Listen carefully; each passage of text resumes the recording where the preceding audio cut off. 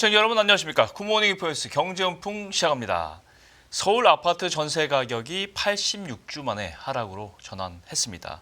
기나긴 상승 가운데 하락해서 일시적 숨고르기일지 또 대세 변화일지는 논란이 좀 있을 것 같은데요. 어떤 요인을 짚어봐야 새해 부동산 전망이 가능할지 광순의 복덕방 이광수 대표 모시고 알아보겠습니다. 어서 오십시오. 안녕하세요.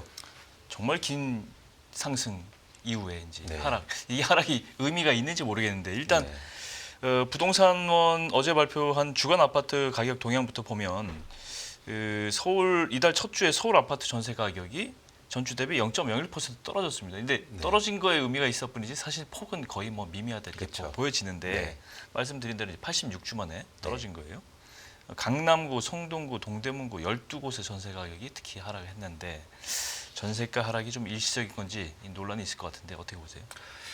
일단 최근에 전세 가격 하락을 좀 의미 있게 보는 이유는 네. 가격 상승세가 둔화되면서 전세 가격 하락도 이루어진다는 점이죠. 네. 그래서 전반적으로 이런 현상이 언제 일어나냐면 부동산 시장이 위축될 때, 그러니까 위축이라는 말은 뭐냐면 거래도 줄어들고 가격이 향후로 하락할 가능성이 높아질 때 이런 현상들이 나타나거든요. 예. 그래서 이런 현상을 좀 관심 있게 보는 이유이기도 합니다. 근데 직접적으로는 일단 서울의 전세 가격이 하락세를 보인 이유는 입주 물량이 증가하고 있기 때문이에요. 오. 네, 그래서 입주 물량이 증가하면 사실 전세 가격도 높아져야 되는 거 아니에요? 아, 공급이 늘어나니까. 그렇습니다. 그러니까 상대적으로 단기적으로 입주 물량이 증가하니까 뭐 세입자를 구하지 못하고 그렇군요. 그래서 전세 가격이 하락하는 현상이 나타나는데요. 2024년도에 서울의 아파트 입주 물량이 2만 가구 정도 됐거든요. 예. 근데 올해 입주 물량이 한 4만 가구로 예측하고 있습니다. 네. 근데 거기에서 가장 큰 물량은 뭐 아시다시피 올림픽 파크 포레온이라고 그래서 제일 크죠. 1만 2천 호 정도 입주가 되는데 그게 올해 지난해 말하고 올해 연초까지 3월까지 이제 입주가 진행됩니다. 일단 단기적으로는 그 영향이 가장 크다 이렇게 판단하고 있고 말씀드리고 싶은 거는 전세 가격이 이렇게 해서 가격과 동반해서 하락하면 네. 가격 하락폭을 네. 매매 가격 하락폭을 좀 더 키울 가능성도 높아 보인다 이렇게 판단하고 있습니다. 전세 계약 말씀을 안 할 수가 없는데 이 11월에 기준으로 서울에서 8,855건 전세 계약이 이루어졌습니다. 근데 보니까 이게 많은 게 아니에요. 네, 보통은 10,000건 이상을 유지하다가 네, 결국 뭐 11월에 이제 10,000건 아래로 이제 떨어진 거거든요. 네. 그러니까 거래량 뭐 매매 같으면 거래량이 줄어들면서 가격이 떨어진다 이렇게 볼 수 있고 전세 가격도 마찬가지 아닐까요? 마찬가지인데요. 그러니까 전세 가격은 전세 시장은 아주 독특한 측면이 뭐냐면 네. 가수요나 가공급이 없습니다.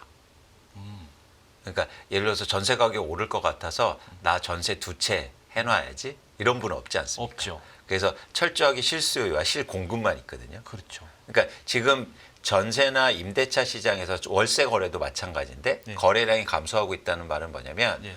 공급도 줄고 있고 즉 이사 다니는 빈집이 네. 줄고 있고 또 하나 뭐냐면 새로 집을 구하는 사람도 줄고 있다는 얘기예요. 예. 그래서 그런 측면에서 그럼 그 원인은 뭐냐? 두 가지로 볼 수 있는데 첫 번째는 전세 가격이 계속 오르다 보니까 그 가격을 감당해낼 수 있는 수요가 많지 않은 거죠. 네. 그리고 또 하나는 뭐냐면 그러다 보니까 이사를 가는 것보다 계속 임대차 그러니까 계약갱신 청구권이라든가 이런 걸 사용하면서 연장하고 있는 사람들이 많아지고 있다. 그러니까 이사가 줄고 있다 이렇게 생각하시면 됩니다. 그렇죠. 네. 중간 질문이긴 한데 전세 가격이 떨어지면 매매 가격도 떨어진다. 이게 약간 상식적으로 이제는 좀 인지가 되는 건데 네. 오늘 이 경제지들의 부동산 기사를 보면 다 엇갈려요. 뭐 중개업소마다 북적하고 건물 대신 아파트를 산다. 뭐 이런 리드를 뽑은 언론사도 있고 강남구 아파트 41주 질주 멈췄다. 집값 하락 시작되나 이제 하락 쪽으로 방향했던 데도 있었고 전세 가격은 뭐 일시적으로 뭐 이 정도지 다시 뛸 가능성이 있다. 뭐 이렇게 리드를 뽑은 데도 있고 자고 나면 1억씩 빠진다. 대치도곡도 뚝뚝 뭐 이렇게 좀 자극적이긴 한데 네. 사실 좀 엇갈리는 거거든요. 이게. 그렇죠. 예. 전형적으로 변곡점에 나타나는 현상들이죠. 그러니까 그동안 가격도 오르고 전세 가격도 오른 상황에서 지금 이제 시장의 변화가 일어나지 않습니까? 네네. 그러니까 그동안 계속 봐왔던 현상을 얘기하면 계속 오르고 있다 이렇게 판단할 수도 있는 거고 그러니까 예를 들어서 변곡점에서 오르는 곳도 있고 빠지는 곳도 있으니까 빠지는 곳에 주목하면 네. 이제 그런 판단이 있을 수 있는 거니까 전형적으로 시장이 변곡점에 있을 때 그렇게 그러니까 상반된 의견들이 충돌됩니다. 분양가는 근데 좀 이 얘기가 좀 달라요. 네. 분양가는 계속 오르고 있습니다. 네. 작년에 서울 분양가가 3.3평방미터당 4,821만 원. 경기도가 1,980만 원, 인천이 1,956만 원. 부산 아파트 평균 가격도 이제 2,356만 원 이렇게 나왔어요. 네. 부산 같은 경우는 2천만 원 이제 뚫고 처음으로 이제 올라선 건데 네. 부동산 경기가 침체돼도 분양가는 계속 오르네요. 그러니까 직접적인 원인은 뭐냐면 원자재 가격이 이제 올라서인데 특히 그렇죠. 최근에는 단기적으로 보면 환율 상승 때문에 환율 상승. 네, 수입 원자재 가격이 이제 상승하는 건데요. 좀 더 이제 근원적인 이유는 뭐 잠깐 앵커님 말씀하신 대로 분양가 상한제가 폐지되면서 건설사들이 일단 분양가를 올리는 겁니다. 그러니까 자연스럽게 내가 제품 가격을 올리면서 뭐 시장에서 그런 이제 분양가 상승 현상이 일어나고 있는데 중요한 건 그렇게 분양가 올렸을 때 과연 잘 팔릴 수 있을까? 그러니까요. 분양가 올리면 미분양 위험도 그만큼 늘어나는 거예요. 그렇죠. 그래서 최근에 어떤 현상이 나타나냐면 잘 될 곳만 분양해요. 자된 것만 안 될 곳은 아예 안 하고. 미루는 건가요? 예, 그렇죠. 아. 그래서 계속 부동산 PF가 쌓이고 있는 이유이기도 하거든요. 해소가 안 되고. 해소가 될 때까지 시장 좋아질 때까지 기다려보자. 좀 그렇죠. 그런 것도 있겠네요. 그래서 좋은 곳만 분양하다 보니까 상대적으로 분양가가 계속 올라가는 것처럼 느껴지죠. 아하. 그런데 전체적으로 분양 시장이 좋아지고 이제 분양 물량이 증가하기 시작하면 분양가도 떨어질 수밖에 없습니다. 예. 예. 결국은 이 부동산 경기를 타고 있는 영향도 크다. 이렇게 그렇죠. 정리를 하고 있습니다. 네. 서울시 통계가 재미있는 통계가 있어요. 이게 재미있는 통계라기보다는 문화 뭐 자체가 바뀌는 건데 서울시 전체 가구의 25년 현재 42%가 1인 가구입니다. 네. 이게 어느 정도냐면 2010년대 초반에는 25%밖에 안 됐어요. 1인 가구가. 네 가구당 한 가구였는데 이제는 거의 절반이 1인 가구죠. 42%면 좀 있으면 절반 될 판이에요, 지금. 그렇죠. 1인 가구로. 네. 이걸 이제 솔로 이코노미 시대다. 네. 이게 이제 부동산 시장에 영향을 어떻게 줄까? 이건 연구가 많이 이루어지고 있고 의견도 네. 많은 것 같은데 어떻게 네. 보세요? 글쎄요, 일단은 직접적으로 보면 최근 들어서 1인 가구 증가 속도가 되게 빠르거든요. 예. 근데 아주 독특한 흥미로운 현상이 서울에서 나타나고 있는데 전체 인구는 줄고 있어요.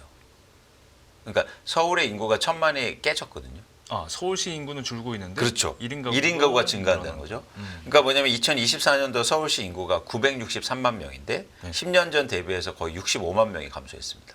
그렇죠.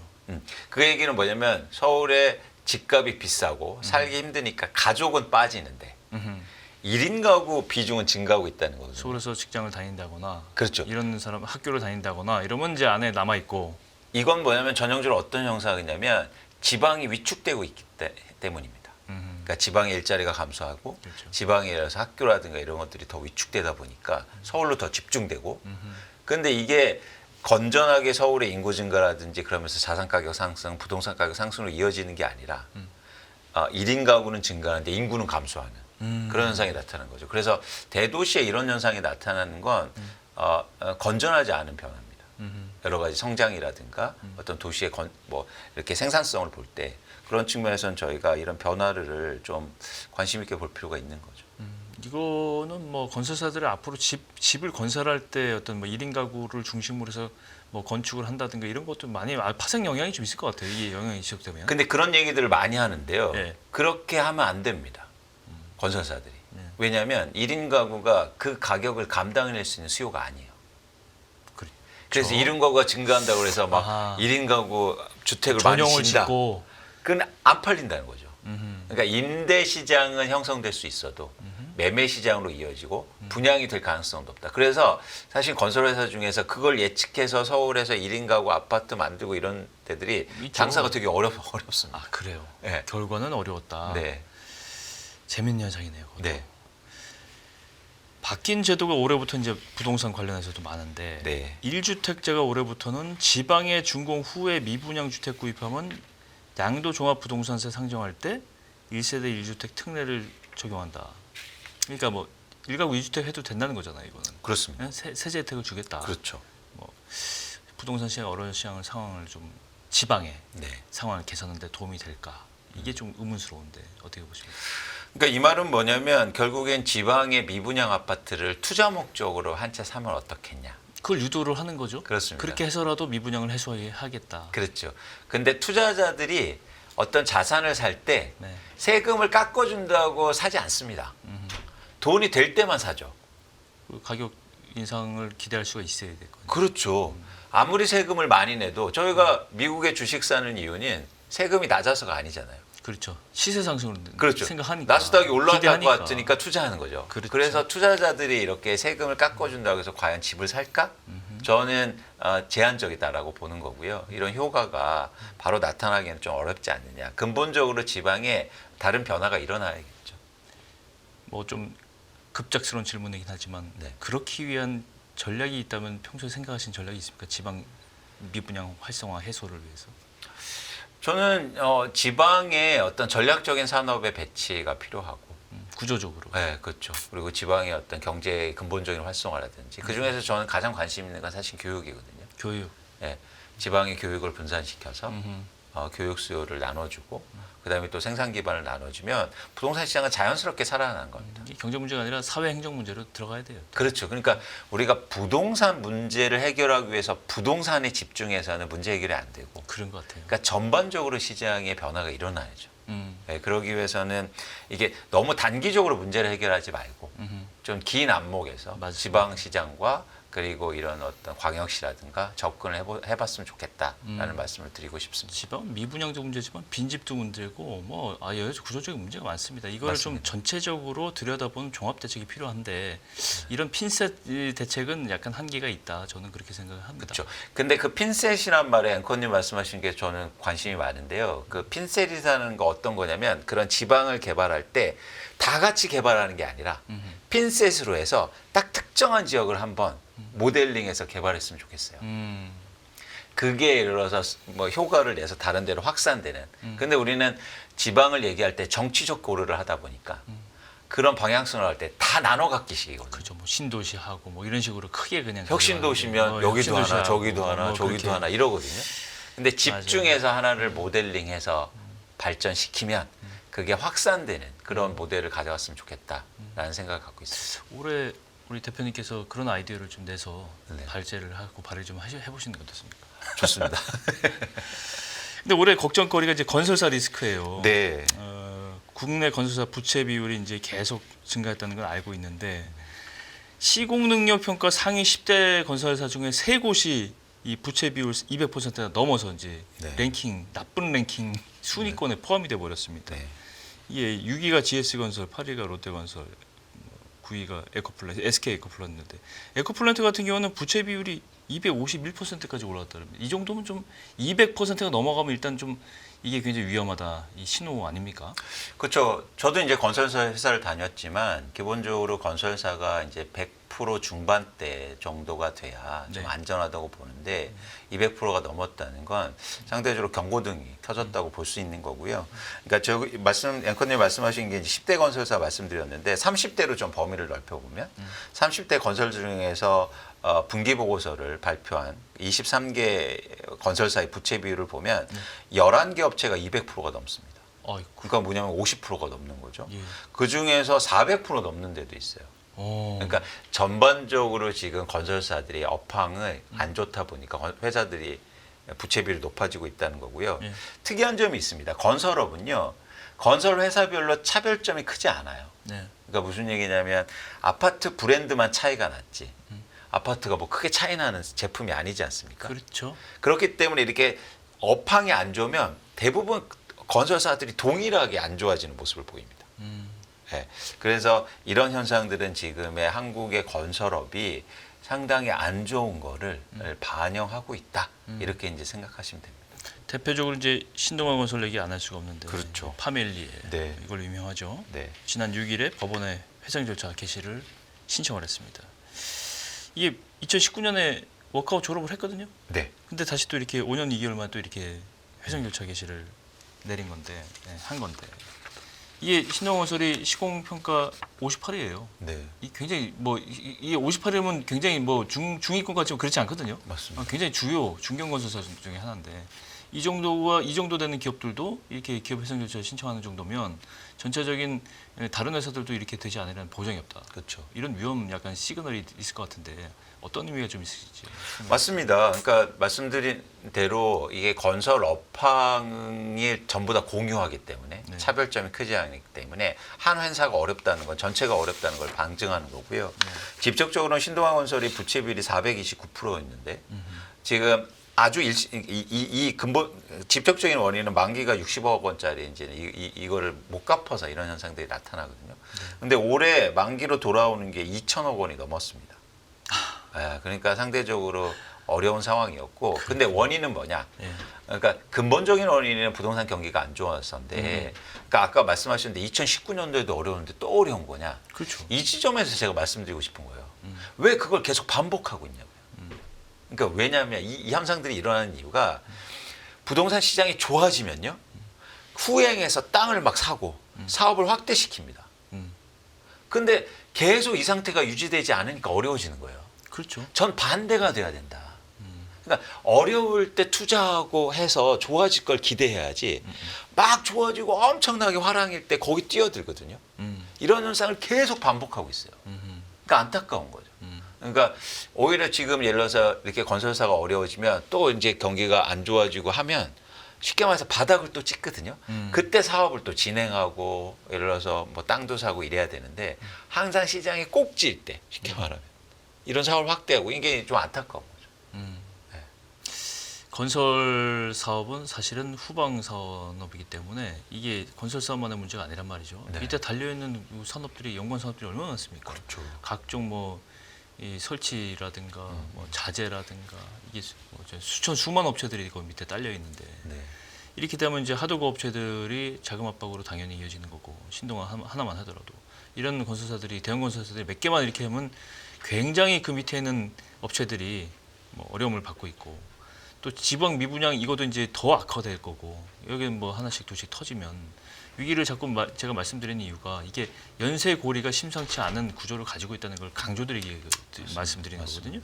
근데 PF라든가 대출 계통은 이미 뭐 자금 압박을 받고 있는 시장에서 이 건설사 전반으로 이게 확산될 우려가 사실 작년부터 얘기가 나오기 시작했는데, 그렇죠. 포커싱을 받지 못했단 말이에요. 그러면 두 가지 의미가 있어요. 이거를 잘 어느 정도는 잘뭐 무마되고 지나가는 것도 있겠지만, 사실은 이 골마 터지고 있는 위험을 못 본 채 하고 꾹 눌러서 지금 알려지지 않을 수도 있단 말이죠. 그게 오래 나올 수도 있고. 그렇죠. 이런 위험에 대해서는 어떻게 보면 이거 정말 회색 코뿔소 같은 빤히 보이는데 예? 언제든지 달려들 수 있는 위험이 있는 거잖아요. 그죠? 그러니까 이게 부동산 PF 문제거든요. 예. 근데 지금 부동산 PF가 200조 원이 있는데 예. 전혀 해결이 안 되고 있어요. 예. 그런데 이게 금융 시스템의 위기로 번질까 봐 이걸 계속 일종의 막아놓고 있었거든요. 일시적인 방편이죠. 계속. 그렇죠. 예. 근본적인 문제 해결을. 근데 항상 기대한 게 한 가지 있었습니다. 뭐냐면 업계나 금융권이나 기대한 게 하나 있었거든요. 금리만 인하되면 다 해결될 거야. 금리만 아니야. 그런데 지금 금리 인하가 돼도 해결이 안 되잖아요. 미국에서 지금 금리 뭐 추가로 내릴지 안 내릴지도 모르겠는데. 그렇죠. 분위기가 안 좋아요. 그리고 금리가 이미 인하되고 있는데도 시장이 좋아지지 않는다는 거죠. 그래서 이런 문제가 더 커질 수 있다는 거죠. 그래서 저는 이런 제안을 드리는 겁니다. 계속 말씀드리니까 빨리 구조조정을 해야 된다. 그러니까 불이 더 번지기 전에 여기를 빨리 차단시켜야. 차단시켜야 돼. 네. 그래서 그러면 이제 고통이 감내할 수밖에 없잖아요. 예. 그런 고통을 감내해야죠. 이게 전체적으로 번지기 전에. 그래서 빨리 이 문제에 대한 구조조정이 필요하지 않느냐 생각하는 거고, 그런 신호를 지금 예를 들어서 신동아 건설의 이런 상황이 보여주고 있는 겁니다. 시장에. 예. 예. 통계를 보니까 지난해 전국적으로 보면 29곳 건설사가 부도를 냈는데, 네. 이 가운데 25곳이 지방에 기반을 둔 건설사였어요. 네. 지방에 아파트 짓고, 사실 서울만 사는 분들은 잘 모르지만 지방 가면 낯선 브랜드들 많은데 다 지방 건설사들이 지은 브랜드들이에요. 그렇죠. 예, 그런 것들이 이제 굉장히 부도를 내고 우리가 모르는 사이에 그렇게 그게 점점 확산돼서 수도권으로 올라오고, 경기 수도권을 장악하고 나면 또 서울도 안심할 수 없고, 맞습니다. 이런 시나리오를 걱정하지 않을 수가 없어요.